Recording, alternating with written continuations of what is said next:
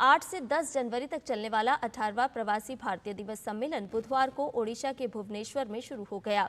इस सम्मेलन में 50 से अधिक देशों के 5000 से ज्यादा प्रतिनिधि शामिल हो रहे हैं। प्रवासी भारतीय दिवस सम्मेलन की शुरुआत युवा प्रवासी भारतीय दिवस कार्यक्रम से हुई।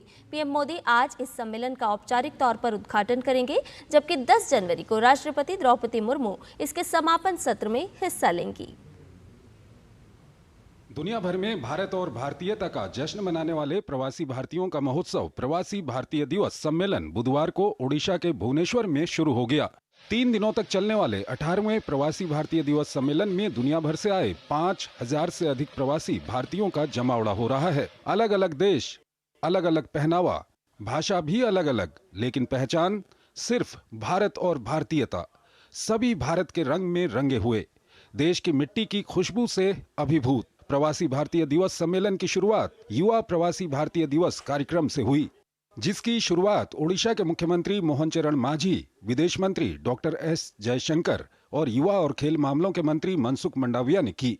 विदेश मंत्री डॉक्टर एस जयशंकर ने कहा कि प्रधानमंत्री नरेंद्र मोदी की अगुवाई वाले तेजी से बदलते नए भारत में सरकारों के काम करने का नजरिया बदला है। पीएम मोदी ने देश को चलता है से होगा कैसे नहीं वाला एटीट्यूड दिया है। Some time ago, an observation by a famous Indian badminton player, P.V. Sindhu, on why Prime Minister Modi is a youth icon.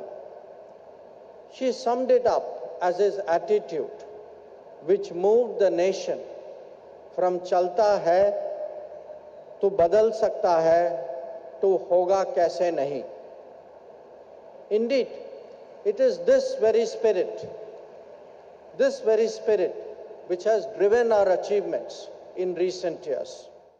इस साल सम्मेलन का विषय विकसित भारत में प्रवासी भारतीयों का योगदान है। कार्यक्रम में रामायण, प्रौद्योगिकी और प्रवासी भारतीयों पर आधारित प्रदर्शनियां आयोजित की जाएंगी। रामायण प्रदर्शनी में बताया जाएगा कि कैसे ये महाकाव्य दक्षिण पूर्व एशिया के देशों में पहुंचा। 9 जनवरी को प्रधानमंत्री नरेंद्र मोदी सम्मेलन में हिस्सा लेंगे और औपचारिक तौर पर इसका उद्घाटन करेंगे।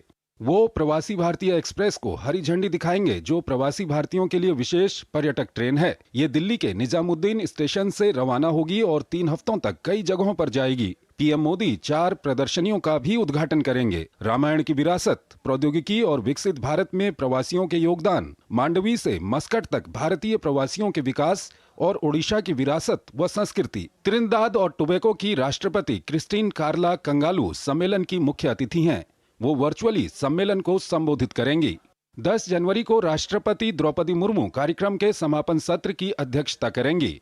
राष्ट्रपति मुर्मू कई प्रवासी भारतीयों को प्रवासी भारतीय सम्मान भी देंगी। प्रवासी भारतीय दिवस की शुरुआत महात्मा गांधी के 9 जनवरी 1915 में दक्षिण अफ्रीका से भारत लौटने की घटना को याद करते हुए 2003 में की गई थी। इस दिन को मनाने का उद्देश्य प्रवासी भारतीयों के योगदान और उनकी उपलब्धियों को पहचानने, प्रवासी भारतीयों को उनकी जड़ों से जोड़े रखने और दूरियां मिटाने के साथ भारत की वैश्विक स्थिति को भी मजबूत करने का प्रयास है।